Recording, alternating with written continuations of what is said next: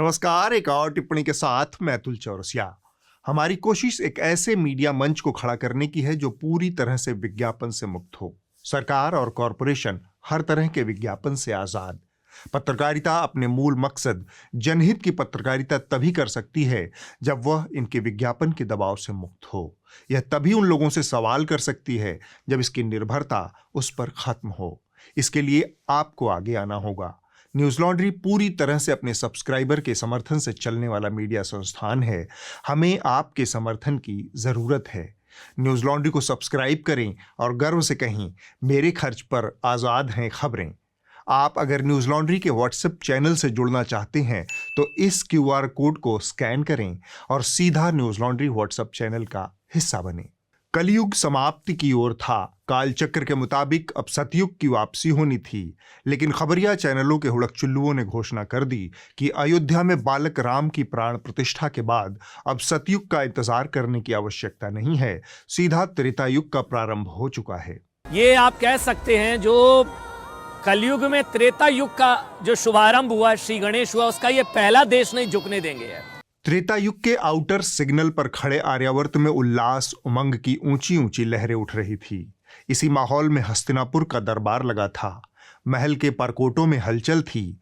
अंतःपुरों में स्वागत गीत बज रहे थे। नगर सजे हुए थे। धृतराष्ट्र और संजय समेत तमाम दरबारी सज धज कर दरबार में पहुंचे थे।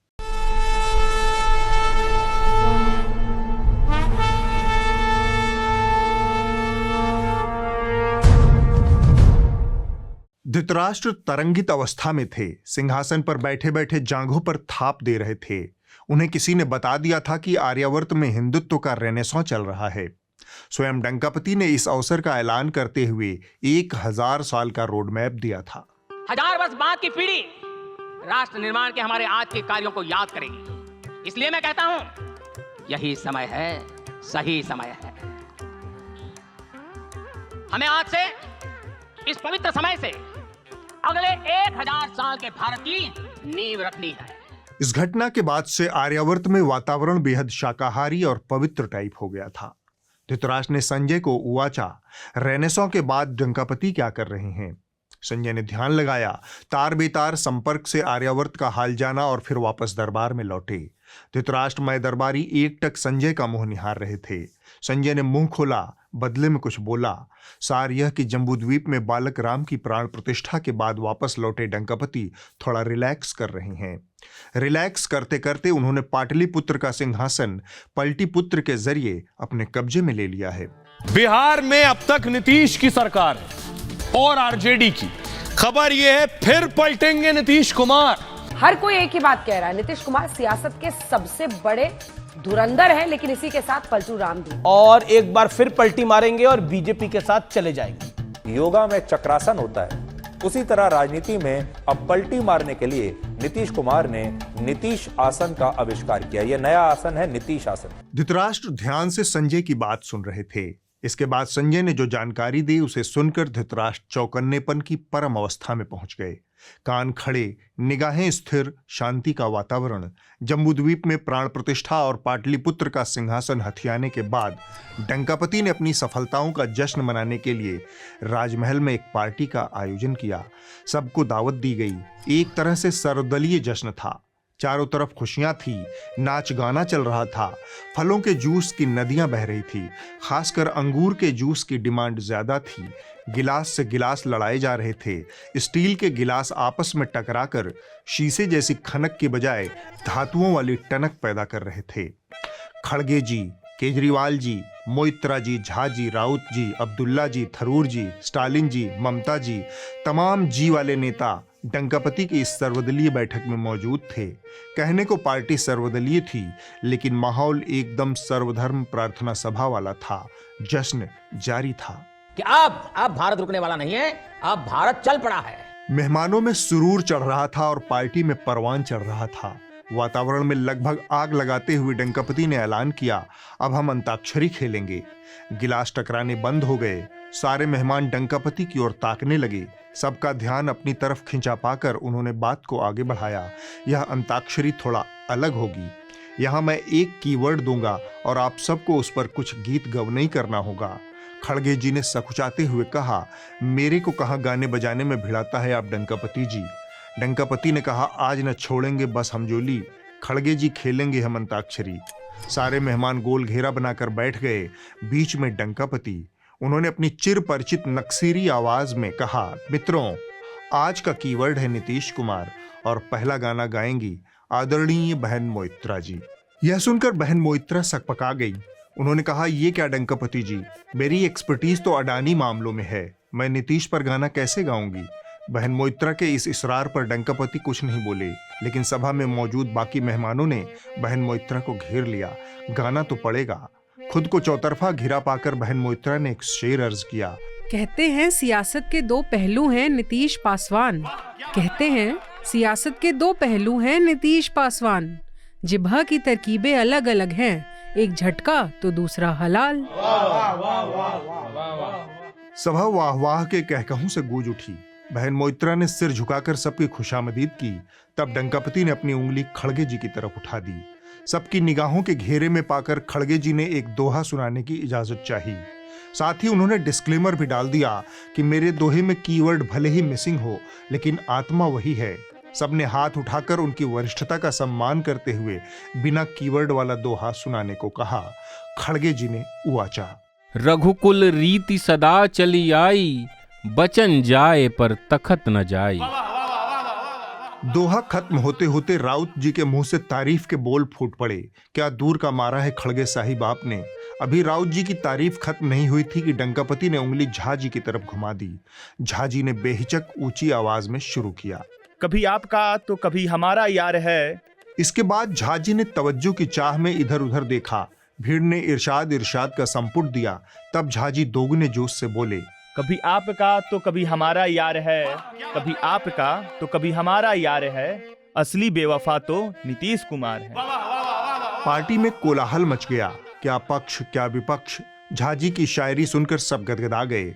सोनम गुप्ता की बेवफाई पर नीतीश कुमार की बेवफाई भारी पड़ गई। कुछ सांसदों ने मिलकर झा जी को कंधे पर उठा लिया। काफी देर तक सब झूमते रहे। सभा शांत हुई तब डंकापति ने अपनी उंगली अब्दुल्ला जी की ओर घुमाई।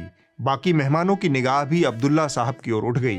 गाने बजाने के शौकीन अब्दुल्ला साहब आज फकीरी अंदाज में थे। सबसे पहले उन्होंने कबीर दास से क्षमा याचना की। उसके बाद बोले, नीतीश कुआं एक है पानी भरे अनेक, नीतीश कुआं एक है पानी भरे अनेक, बर्तन में ही भेद है पानी सब में एक। अब्दुल्ला साहब की सियासत पर इतनी समीचीन टिप्पणी और यथार्थवादी विश्लेषण पर केजरीवाल ने मुट्ठी भर तारीफ उछाल दी। राजनीति की कितनी सुंदर विवेचना आपने कर दी अब्दुल्ला साहब। कबीरदास जी को जिस खूबसूरती से आपने नीतीश के साथ रिप्लेस किया है, उसका तो मैं मुरीद ही हो गया।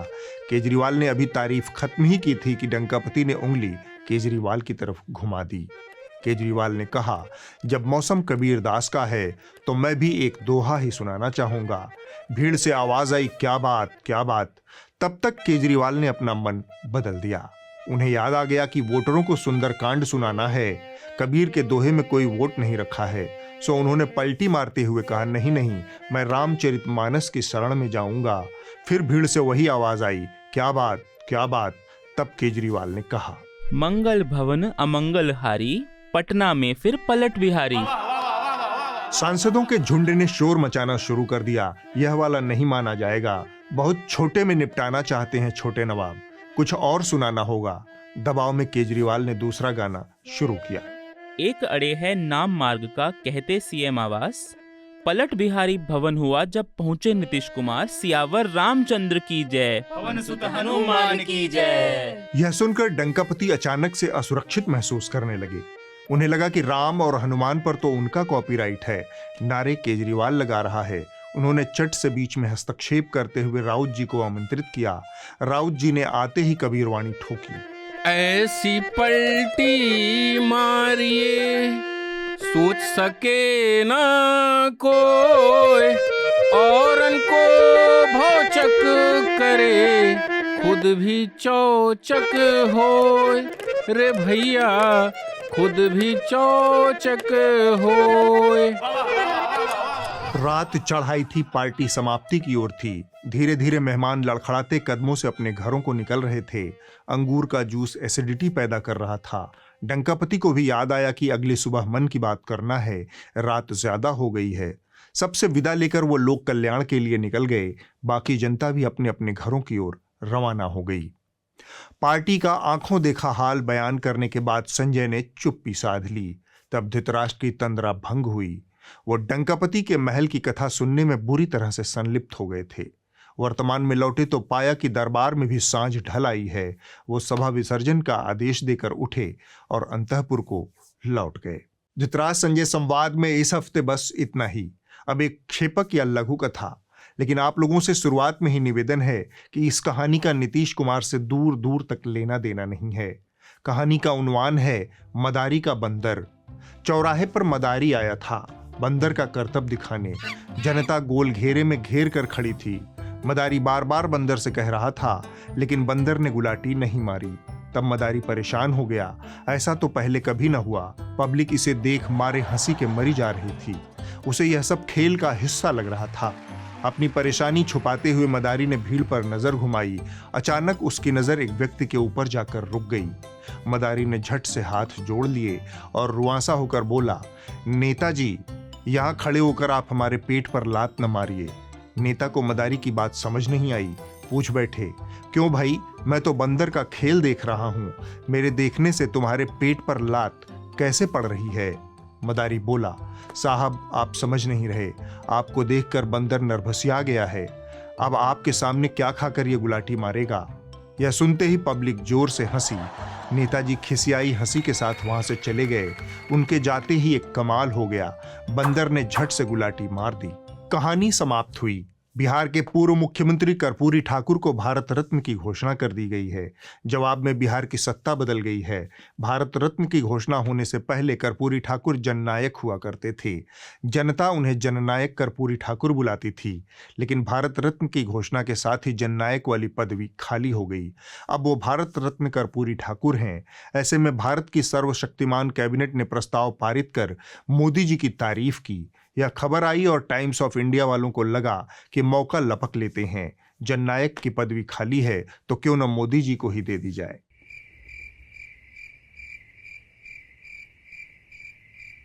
भारत रत्न और अन्य पुरस्कारों के पीछे यूं तो हमेशा ही कुछ न कुछ राजनीतिक मकसद होता है, लेकिन कर्पूरी ठाकुर के मामले में हम देख पा रहे हैं कि पहली बार चुनावी राजनीति को इसमें घसीट लिया गया है। इधर कर्पूरी ठाकुर को भारत रत्न की घोषणा हुई, उधर बिहार के मुख्यमंत्री नीतीश कुमार ने डबल गुलाटी मारी।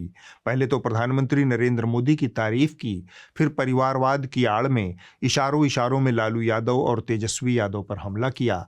वही लालू यादव जिनके साथ मिलकर हाल तक मुख्यमंत्री थे। इन सब लोगों को हम अनुरोध करते रहे, लिखते रहे कि भाई जननायक कर्पूरी ठाकुर जी का भारत रत्न प्रदान किया जाए। अभी लोग नहीं करते थे, लेकिन कल कर दिया है तो मुझे खुशी है। मैं इसके लिए केंद्र सरकार को और प्रधानमंत्री जी को भी मैं बधाई देता हूँ। जननायक कर्पूरी ठाकुर जी अपने किसी परिवार को कुछ करते थे। आजकल लोग परिवार का लोग कितना पढ़ता करते रहता है, नेता बनता। इधर नीतीश कुमार ने मोदी जी की तारीफ की, उधर एक बार फिर से बिहार में सत्ता की नाव डोल गई। देखते ही देखते नीतीश कुमार ने वह काम कर दिया जिसके लिए बिहार और देश की पीढ़ियां उनके नाम पर सामान्य ज्ञान की परीक्षाएं देंगी। सवाल कुछ इस तरह से होगा, वह कौन इकलौता नेता है जिसने 5 साल का कार्यकाल पूरा करने के लिए 3 बार मुख्यमंत्री पद की शपथ ली? नीतीश कुमार की कलाबाजियों से आगे बढ़ते हैं। कर्पूरी ठाकुर को याद कर लेते हैं। साल 1977 में जब ठाकुर दूसरी बार मुख्यमंत्री बने थे, तब उन्होंने मुंगेरी लाल कमीशन की सिफारिशें लागू करके राज्य की नौकरियों में आरक्षण की शुरुआत की थी। यह मंडल कमंडल से बहुत पहले की बात है। बिहार की राजनीति में पिछड़ा और अति पिछड़ा सबसे महत्वपूर्ण वोटर है। बिहार की जनगणना के बाद यहाँ की 40 लोकसभा सीटों का गणित नरेंद्र मोदी के लिए गड़बड़ाया हुआ था। कर्पूरी ठाकुर को भारत रत्न और नीतीश कुमार के पाला बदल से वह गणित फिर से मोदी जी के पक्ष में आ गया है। पिछड़ा और अति पिछड़ा वर्ग की सियासत पर मोदी जी की निगाह कई दिशाओं से लगी थी। इसका एक हिस्सा राम मंदिर की प्राण प्रतिष्ठा में भी दिखा। आप ध्यान दें कि प्रधानमंत्री ने प्राण प्रतिष्ठा के दिन अपने भाषण में रामायण के किन चरित्रों का जिक्र किया? शबरी, निषाद राज, गिलहरी और जटायु। ये वो प्रतीक हैं जो हिंदुत्व के व्यापक दायरे में सामाजिक न्याय के मुद्दे को साधने के काम आते हैं। कर्पूरी ठाकुर पर फिर से लौट आते हैं। वो एक ऐसे समाजवादी नेता के रूप में याद किए जाते हैं जिनकी कथनी और करनी में कोई फर्क नहीं था। यहाँ ठाकुर के सबसे करीबी शिष्य नीतीश कुमार अपने गुरु से 36 का दृश्य उत्पन्न करते हैं। 36 यानी दिखने भर में एक से हैं, लेकिन गुरु को सीधा पीठ दिखाते हुए। कर्पूरी ठाकुर की सादगी और ईमानदारी बिहार के सियासी हलकों में शपथ की तरह इस्तेमाल होती है। नीतीश कुमार का नाम लोग किस तरह से इस्तेमाल करेंगे वह भविष्य तय करेगा। ठाकुर सत्ता के शीर्ष पर पहुंचे, लेकिन जनता से दूर नहीं हुए। हमेशा भीड़ से घिरे रहे। उन्हें भीड़ का आदमी कहा जाता था। सामाजिक न्याय का शब्द इन दिनों चर्चा में है। उसे सिद्धांत रूप में लागू करने वाले उत्तर भारत में वो पहले व्यक्ति, पहले नेता थे। इसीलिए उन्हें उत्तर भारत का अन्नादुरई भी कहा जाता है। नेता कैसे जनता का नेता बनता है, इसकी झलक कर्पूरी ठाकुर के कामों से मिलती है। 1967 में जब वो बिहार के उप मुख्यमंत्री और शिक्षा मंत्री थे, उस वक्त स्कूली फीस न भर पाने के कारण हर साल तेजी से बच्चों का ड्रॉप आउट होता था। गरीब बच्चे पैसे के अभाव में स्कूल छोड़ देते थे।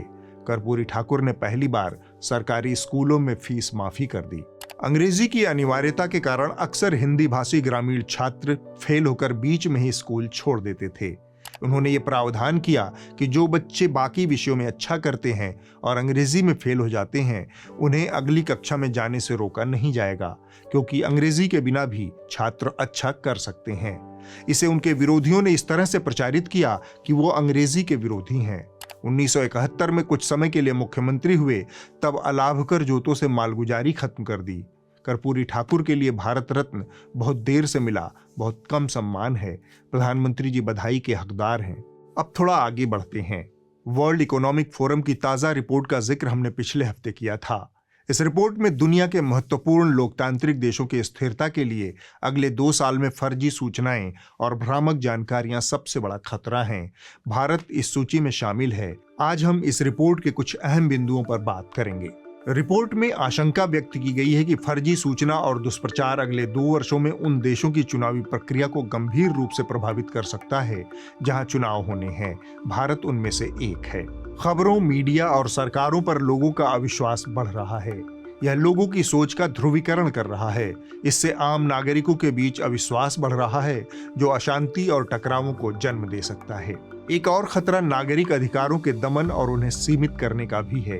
राज्य सत्ता भ्रामक सूचनाओं के प्रसार पर नकेल कसने की आड़ में या फिर निष्क्रियता से पैदा होने वाले जोखिम का आकलन करके लोगों के अधिकारों में कटौती कर सकती हैं।